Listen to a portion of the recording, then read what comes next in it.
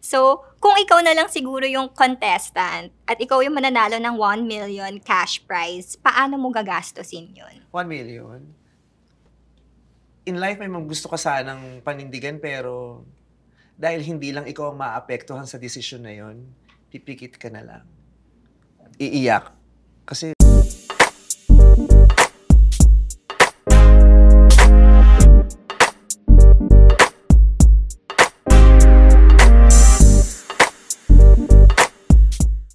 Hi Pepsters! This is Pink Shi. Makakasama natin ngayon walang iba kundi si Vice Ganda for Last One Laughing. Hi Vice! hi! Hello, nice to see you. Welcome to Peps and congratulations sa iyong bagong project. Thank you very much. Ayan. Siguro, unahin na natin kagad, paano mo siguro na-accept tong project na to sa dami ng mga ginagawa mong mga hosting jobs? Ano yung meron to na nagustuhan mo talaga? Gusto ko siya talaga kasi comedy siya. Purong-purong comedy siya. Tapos makakasama ko pa mga komedyante rin na malalapit sa akin. So, feeling ko, madali lang siya, fun lang siya, hindi siya masyadong trabaho. Tsaka malaki yung bayad ng Prime. Tapos madali silang kausap. Oh, frankly, 'di ba pag madali na makausap yung mga katrabaho mo, mapapa-oo ka nung bakit kaya hindi? Madali, mahusay sila kausap. Tapos isa pa pala, if not all, most of the staff dun sa production, mga taga-ABS na nakatrabaho ko na magagaling. Tapos yung iba wala na sa ABS. Tapos na-miss kong makatrabaho sila. Excited akong makita sila. Kaya nung nalaman kong sila yung mga makakasama ko, sobrang sabi ko, ay, halika gawin natin. Isa sila sa mga considerations kung bakit ako nag-yes. Yung mga taong makakasama ko sa production. Tapos, kaya maganda yung maganda yung pakikipag-usap ko with the production team kasi ang aga nilang nakipag-meet sa akin, ang aga nilang nag-present tapos hindi sila ura-urada productions. Yung pag yes ka, gawin na po natin to next month. Ha, ano to? Wala akong ginagawa. Yung na schedule nila ng maayos, nag-adjust kami sa isa't isa kasi pareho namin gustong gawin ito. Kaya ayun, masaya. Ayan, syempre yung mga ibang concept, 'di ba, sa mga comedians for a comedy show, gusto mo magpatawa, magkasiyahan. Ito, naiiba dahil pipigilan nilang matawa. Correct. Ano sa tingin mo yung ine-expect mo from this group of people na contestants, 10 comedians na riot kaya to? Riot talaga to, tsaka ubusan to ng material. Oo, kasi ilang hours ba silang magsasama-sama? 6 hours. Sa loob ng 6 na oras, walang hiwalayan.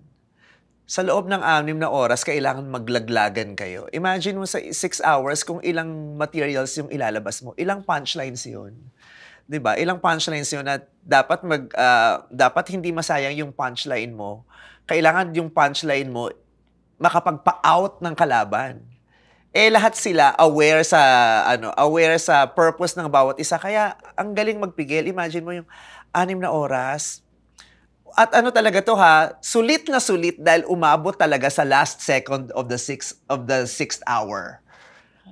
Sulit na sulit. Ganun kalala yung pangangailangan nila sa 1 million. 1 million. Charot.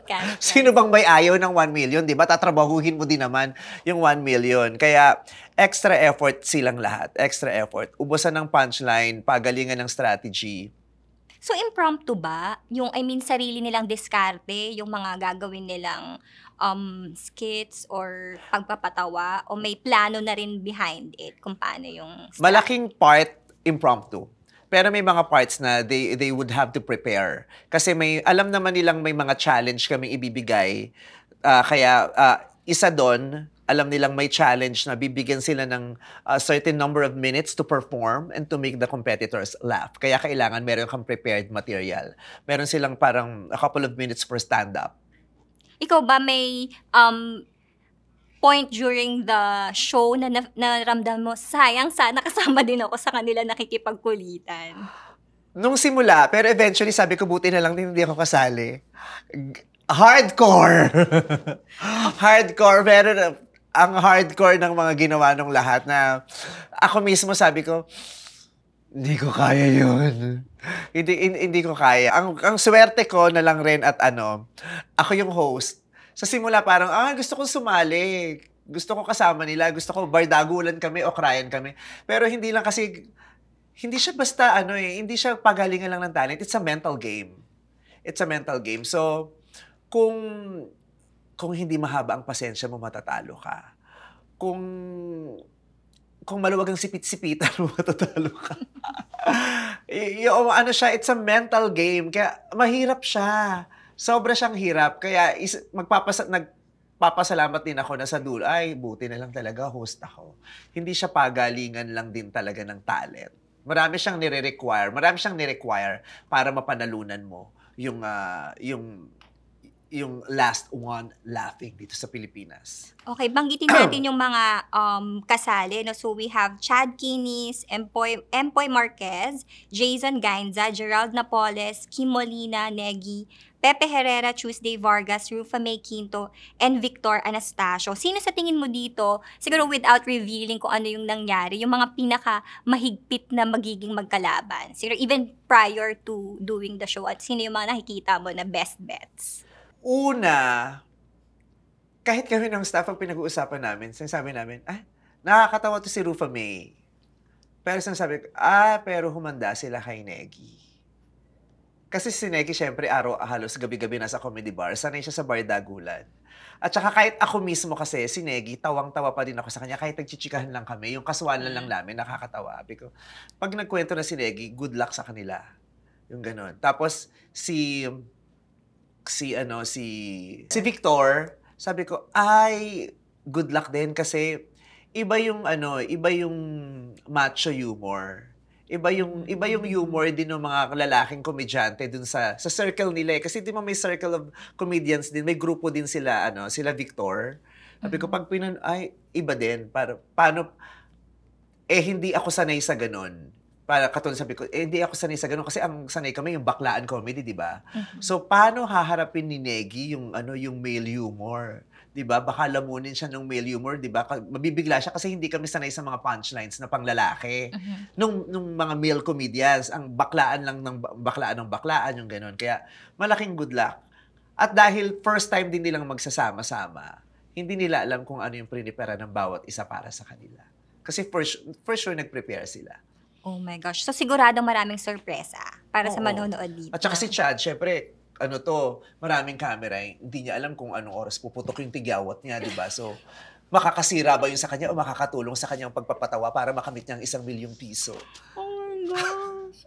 Pero ikaw ba, personally, as a comedian din, saan mo nakukuha yung mga everyday? Kasi sumasalang ka, hindi ka nauubusan ng mga punchlines, jokes. Ano yung sikreto para maging ganun ka alerto or listo on cam?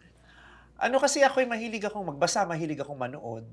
Nung bata ako, addict ako sa TV. So marami akong alam sa pop culture. Marami akong alam sa palabas, yung gano'n. Kaya marami akong naikukwento. Bukod doon, ang dami ko rin namang pinagdaanan sa buhay. So, lahat yun ginagawa ko ring material. Yung pinagdaanan ko sa Tambunting, kung saan ako lumaki, kung saan ako nag-aral, kung ano yung mga nangyari sa akin sa trabaho, lahat yung kwento ko. Tapos hindi naman kasi nauubos ang mga bagong nangyayari sa paligid. And you can make use of them to be your materials. If you just allow yourself to be socially aware, hindi ka maubusan ng material.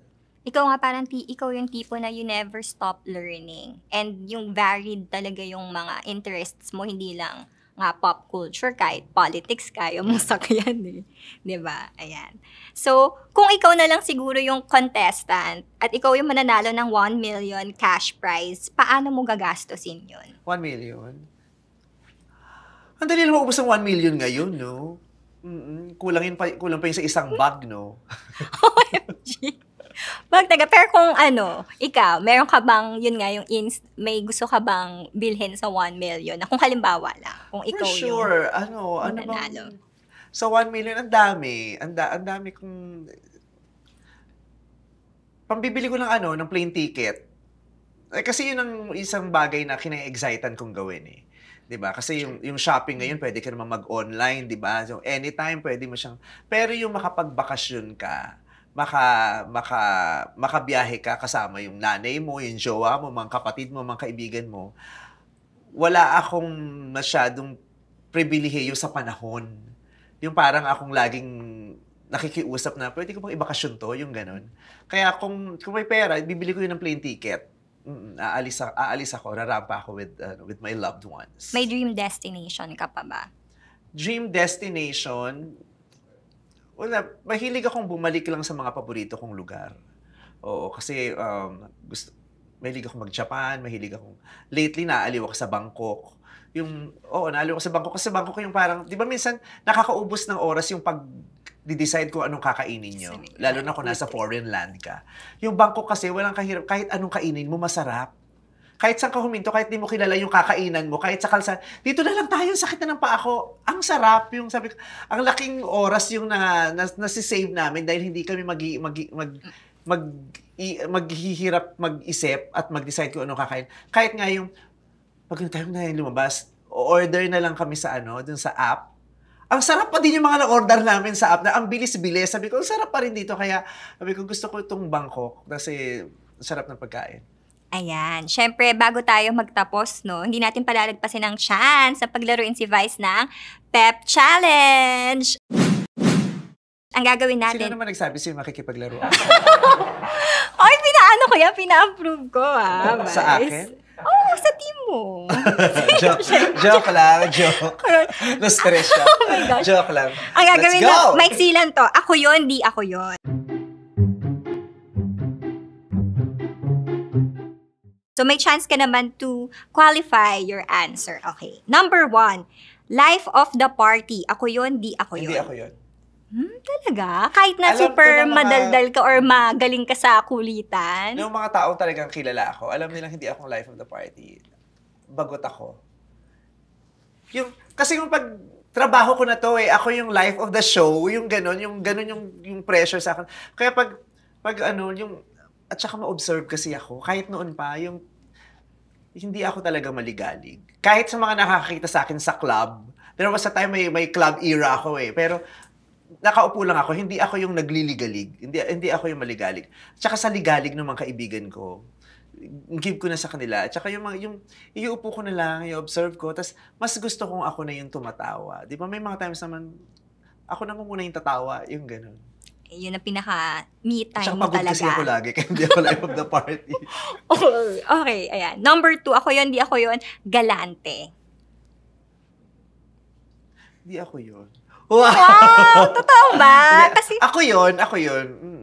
kasi parang kahit sa mga out of the country trips, yung mga nanilibre ka ng yung maramihan talaga na malaking bill ka. Love diba? language ko siya.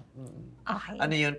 Pagbabalik ng pagmamahal na binibigay nila sa akin. Kasi sila din very loving of me. Na iba naman yung language nila.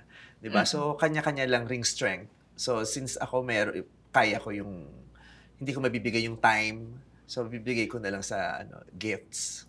Ayan. So, yun palang love language mo. Okay. Number 3, faithful. Ako yun, di ako yun. Ay, ako yun.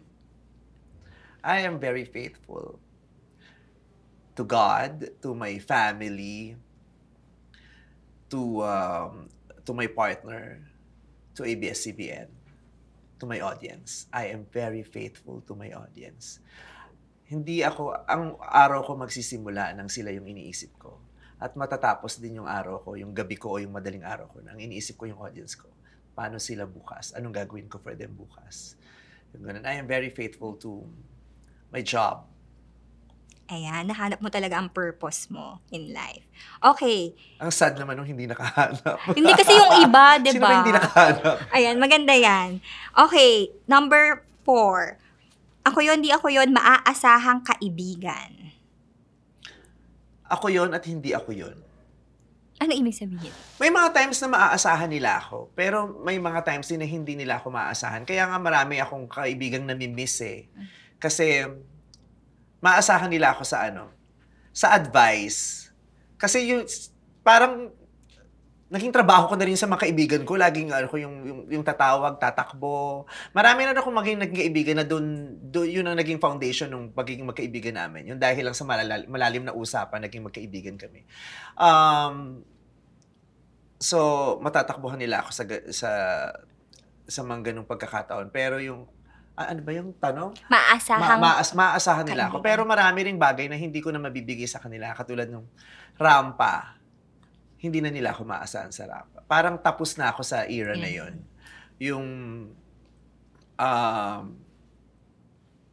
harot sa mga lalaki, hindi na nila ako maasahan sa ganun. Dati talaga, dali ka dali, saan yan? Harap tayo sa ganyan. Magrarama ko, matawag ka ng mga lalaki. Dali, kailangan mapuno ng lalaki tong table na hindi na ako maasahan sa ganun. Ano pa ba? Yung to be with them all the time, hindi nila ako maasahan sa ganun. Kasi hindi ko, that's the sad part of my, of my present. Yung hindi ako makapag-devote ng mahabang panahon sa isang bagay o sa isang tao lang. Yung nahati-hati na talaga siya. Yung nanay ko may kahati yung nanay ko, kahati niya rin si Ayon, kahati niya rin yung trabaho ko. Yung trabaho ko, kahati niya rin yung kaibigan ko. Yung kaibigan ko, kahati niya rin yung personal kong pangangailangan.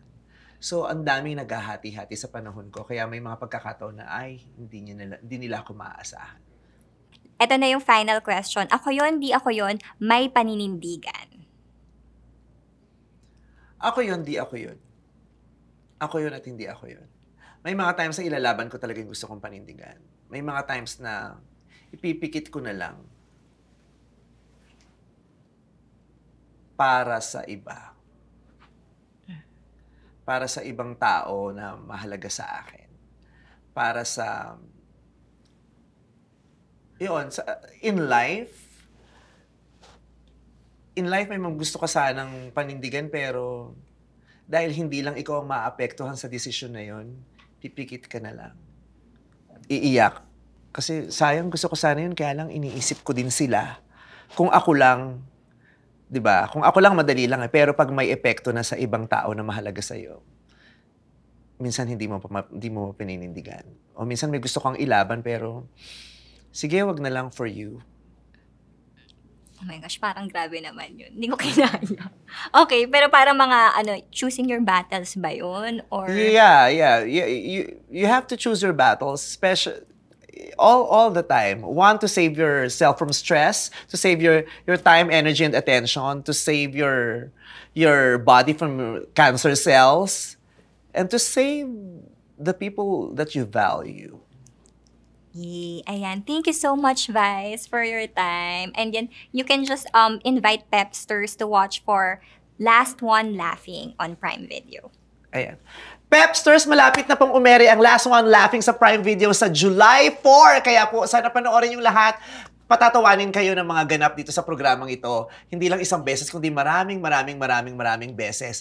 6 na episodes po ang ginawa namin para sa inyo at sigurado ako na hindi matatapos tong panonood nyo ng buong season na ito na lamang kayo. So, this is so much fun. So, di ba yun naman ang gusto ninyo? Fun. So, manood na kayo ng Last One Laughing Philippines.